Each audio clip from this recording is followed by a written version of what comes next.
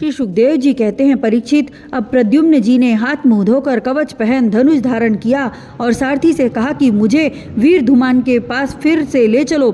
उस समय धूमान यादव सेना को तहस नहस कर रहा था। प्रद्युम्न जी ने उसके पास पहुंचकर उसे ऐसा करने से रोक दिया और मुस्कुराकर 8 बाण मारे। 4 बाणों से उसके 4 घोड़े और एक एक बाण से सारथी, धनुष, ध्वजा और उसका सिर काट डाला। इधर गदा, सात्विकी, सांब आदि यदुवंशी वीर भी साल्व की सेना का संहार करने लगे। सौब विमान पर चढ़े हुए सैनिकों की गर्दनें कट जाती थीं और वे समुद्र में गिर पड़ते। इस प्रकार यदुवंशी और शाल्व के सैनिक एक दूसरे पर प्रहार करते रहे। बड़ा ही घमासान और भयंकर युद्ध हुआ और वह लगातार 27 दिनों तक चलता रहा। उन दिनों भगवान श्री कृष्ण धर्मराज युधिष्ठिर के बुलाने से इंद्रप्रस्थ गए हुए थे। राजसूय यज्ञ हो चुका था और शिशुपाल की भी मृत्यु हो गई थी। वहां भगवान श्री कृष्ण ने देखा कि बड़े भयंकर अपशगुन हो रहे हैं। तब उन्होंने कुरुवंश के बड़े बूढ़ों, ऋषि मुनियों, कुंती और पांडवों से अनुमति लेकर द्वारिका के लिए प्रस्थान किया। वे मन ही मन कहने लगे कि मैं पूज्य भाई बलराम जी के साथ यहाँ चला आया। अब शिशुपाल के पक्षपाती क्षत्रिय अवश्य ही द्वारिका पर आक्रमण कर रहे होंगे। भगवान श्री कृष्ण ने द्वारिका में पहुंचकर देखा कि सचमुच यादवों पर बड़ी विपत्ति आई है। तब उन्होंने बलराम जी को नगर की रक्षा के लिए नियुक्त कर दिया और सौभपति शाल्व को देखकर अपने सारथी दारुक से कहा, दारुक, तुम शीघ्र से शीघ्र मेरा रथ शाल्व के पास ले चलो। देखो, यह शाल्व बड़ा मायावी है, तो तुम भी तनिक भी भय न करना। भगवान की ऐसी आज्ञा पाकर दारुक रथ पर चढ़ गया और उसे शाल्व की ओर ले चला। भगवान के रथ की ध्वजा गरुण चिन्ह से चिन्हित थी। उसे देखकर यदुवंशियों तथा शाल्व की सेना के लोगों ने युद्ध भूमि में प्रवेश करते ही भगवान को पहचान लिया। परीक्षित, अब तक शाल्व की सारी सेना प्रायः नष्ट हो चुकी थी। भगवान श्री कृष्ण को देखते ही उसने उनके सारथी पर एक बहुत बड़ी शक्ति चलाई। वह शक्ति बड़ा भयंकर शब्द करती हुई आकाश में बड़े वेग से चल रही थी और बहुत बड़े लूक के समान जान पड़ती थी।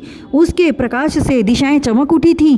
उसे सारथी की ओर आते देख भगवान श्री कृष्ण ने अपने बाणों से उसके सैकड़ों टुकड़े कर दिए। इसके बाद उन्होंने शाल्व को 16 बाण मारे और उसके विमान को भी, जो आकाश में घूम रहा था, असंख्य बाणों से छलनी कर दिया। ठीक वैसे ही जैसे सूर्य अपनी किरणों से आकाश को भर देता है। शाल्व ने भगवान श्री कृष्ण की बाईं भुजा में, जिसमें शांग धनुष शोभायमान था, बाण मारा। इससे शांग धनुष भगवान के हाथ से छूटकर गिर पड़ा। यह एक अद्भुत घटना घट गई। जो लोग आकाश तथा पृथ्वी से यह युद्ध देख रहे थे वे बड़े जोर जोर से हाय हाय पुकार उठे। तब शाल्व ने गरज कर भगवान श्री कृष्ण से यूं कहा, बूढ़, तूने हम लोगों के देखते देखते हमारे भाई और सखा शिशुपाल की पत्नी को हर लिया था तथा भरी सभा में, जबकि हमारा मित्र शिशुपाल असावधान था, तूने उसे मार डाला। मैं जानता हूँ कि तू अपने को अजेय मानता है। यदि मेरे सामने ठहर गया तो मैं आज तुझे अपने तीखे बाणों से वहां पहुंचा दूंगा जहां से फिर कोई लौटकर नहीं आता। भगवान श्री कृष्ण ने कहा, रे मंद, तू वृथा ही बहक रहा है। तुझे पता नहीं कि तेरे सिर पर मौत सवार है। शूरवीर व्यर्थ की बकवाद नहीं करते, वे अपनी वीरता ही दिखलाया करते हैं। इस प्रकार कहकर भगवान श्री कृष्ण ने क्रोधित हो अपनी अत्यंत वेगवती और भयंकर गदा से शाल्व के जत्रु स्थान हंसली पर प्रहार किया। इससे वह खून उगलता हुआ कांपने लगा। इधर जब गदा भगवान के पास लौट आई तब शाल्व अंतर्ध्यान हो गया। इसके बाद 2 घड़ी बीतते बीतते एक मनुष्य ने भगवान के पास पहुंचकर उनको सिर झुकाकर प्रणाम किया और वह रोता हुआ बोला, मुझे आपकी माता देवकी जी ने भेजा है। उन्होंने कहा है कि आपके पिता के प्रति अत्यंत प्रेम रखने वाले महाबाहु श्री कृष्ण शाल्व तुम्हारे पिता को उसी प्रकार बांध कर ले गया है जैसे कोई कसाई पशु को बांध कर ले जाए। यह अप्रिय समाचार सुनकर भगवान श्री कृष्ण मनुष्य से बन गए। उनके मुंह पर कुछ उदासी छा गई। वे साधारण पुरुष के समान अत्यंत करुणा और स्नेह से कहने लगे, अहो, मेरे भाई बलराम जी को तो देवता अथवा असुर कोई नहीं जीत सकता। वे सदा सर्वदा सावधान रहते हैं। शाल्व का बल पौरुष तो अत्यंत अल्प है, फिर भी इसने उन्हें कैसे जीत लिया और कैसे मेरे पिताजी को बांध कर ले गया। सचमुच प्रारब्ध बहुत बलवान है। भगवान श्री कृष्ण इस प्रकार कह ही रहे थे कि शाल्व वसुदेव जी के समान एक माया रचित मनुष्य लेकर वहां आप पहुंचा और श्री कृष्ण जी से कहने लगा, मूर्ख, देख, यही तुझे पैदा करने वाला तेरा बाप है जिसके लिए तू जी रहा है। तेरे देखते देखते मैं ही इसका काम तमाम करता हूँ।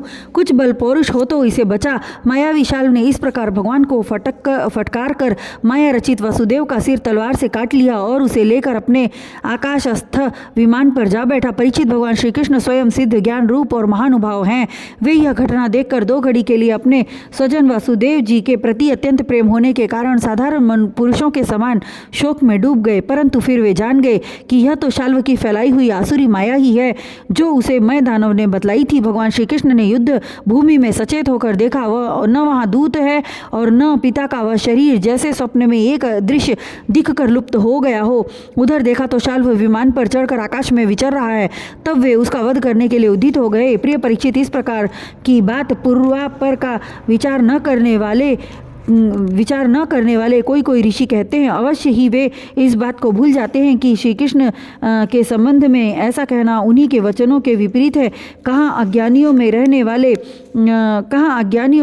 वाले शोक, मोह, स्नेह और भय, तथा कहाँ वे परिपूर्ण भगवान श्री कृष्ण जिनका ज्ञान, विज्ञान और ऐश्वर्य अखंडित एक रस है। भला उनमें वैसे भावों की संभावना ही कहाँ है। बड़े बड़े ऋषि मुनि भगवान श्री कृष्ण के चरण कमलों की सेवा करके आत्मविद्या का भली भांति संपादन करते हैं और उनके द्वारा शरीर आदि में आत्मबुद्धि रूप अनादि अज्ञान को मिटा डालते हैं तथा आत्म संबंधी अनंत ऐश्वर्य प्राप्त करते हैं। उन संतों के परम गति स्वरूप भगवान श्री कृष्ण में भला मोह कैसे हो सकता है। अब शाल्व भगवान श्री कृष्ण पर बड़े उत्साह और वेग से शस्त्रों की वर्षा करने लगा था। अमोघ शक्ति भगवान श्री कृष्ण ने भी अपने बाणों से शाल्व को घायल कर दिया और उसके कवच, धनुष तथा सिर की मणि को छिन्न भिन्न कर दिया। साथ ही गदा की चोट से उसके विमान को भी जर्जर कर दिया।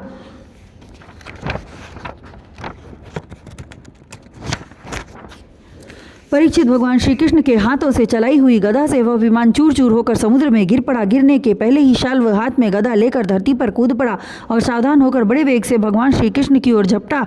शाल्व को आक्रमण करते देख उन्होंने भाले से गदा के साथ उसका हाथ काट गिराया।